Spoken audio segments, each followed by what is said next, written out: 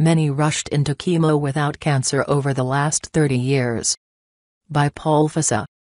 Amazingly, the National Cancer Institute, NCI, provided a report posted in the Journal of the American Medical Association JAMA in August 28, 2013 titled Overdiagnosis and Overtreatment in Cancer, an Opportunity for Improvement. As a published journal report from the most benign federal health agency in the USA, it could only recommend common-sense guidelines based on reality to avoid throwing folks into chemotherapy, radiation therapy, and even surgery unnecessarily. Second opinion requests for kids may lead to medical kidnapping. Perhaps the NCI is too benign for Big Pharma, the AMA, and its cancer industry. It was published over 2 years ago at the time of this writing, and apparently it's business as usual for the cancer industry today. More and more medical patients are being pushed into chemotherapy and radiation or unnecessary surgeries without pause or second opinion from other sources. Even worse, if a parent requests a second opinion for a child, 18 or under, diagnosed with cancer, there's a likelihood the child will be court-ordered to be taken by Child Protective Service and administered chemo or radiation therapy against the wishes of the child and family. And today more than ever, more kids have been diagnosed with cancer.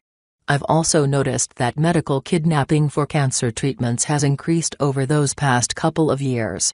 Perhaps the fear of a false or premature diagnosis threatens the hospital or clinic's bottom line.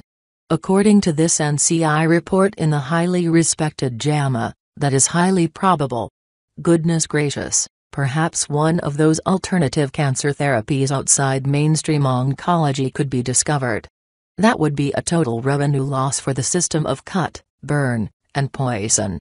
The norm today is to be rushed into those harsh carcinogenic therapies.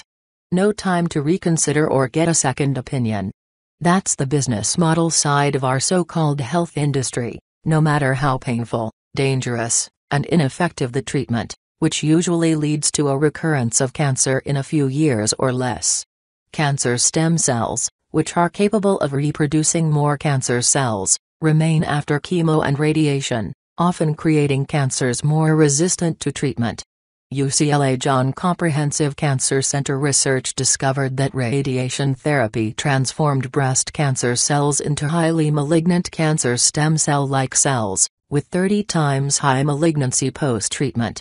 After chemo or radiation treatments, the patient's immune system is weakened, and the patient is left with no dietary or lifestyle change instructions to avoid cancer again. After all, a cured patient is a lost customer. Notes and excerpts from the mostly ignored NIC 2013 report. The report mentions how early screening over the past 30 years has not resulted in a decline in late-stage cancers. Interestingly, it describes how not all cancers lead to certain death. It even discusses how many may survive actual cancers without much impairment to a normal life. From the NCI report, the word cancer often invokes the specter of an inexorably lethal process. However, cancers are heterogeneous and can follow multiple paths, not all of which progress to metastasis and death, and include indolent disease that causes no harm during the patient's lifetime. Better biology alone can explain better outcomes.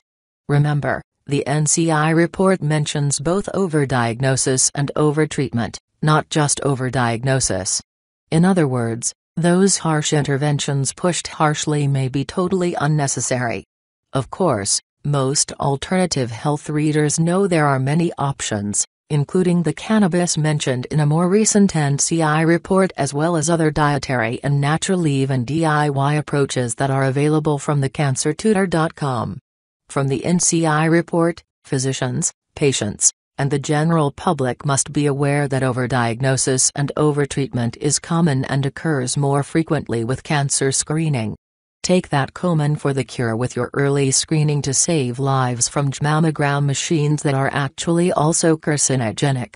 Perhaps huge donations from have something to do with that. The NCI mentions that breast cancer is among the overdiagnosed and overtreated diseases. Take that too Komen, along with prostate, thyroid, and even lung cancers. The report also urges changing cancer diagnostics based on companion diagnostics, which include precancerous observations that use the word cancer for lesions that are actually more precancerous or non-malignant.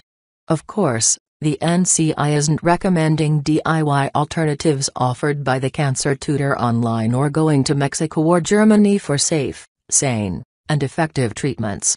But you should be aware that even within a government agency, there is this awareness that the cancer industry is a bit overzealous and profit-motivated. According to Sayer G. of GreenMedInfo.com, who originally disclosed the NCI report, our entire worldview of cancer needs to shift from an enemy that attacks us and that we must wage war against, to something our body does, presumably to survive an increasingly inhospitable, nutrient-deprived, carcinogen and radiation-saturated environment.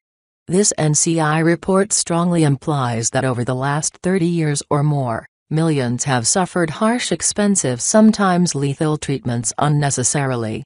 Unfortunately, many are frightened into those conventional treatments first, diminishing their immune systems and lessening the favorable odds of recovering with natural treatments that are both safe and more effective. We do have the right and usually the time to get second opinions and seek alternatives to what mainstream oncology fraudulently insists is the only treatment available, or you'll die sooner rather than later.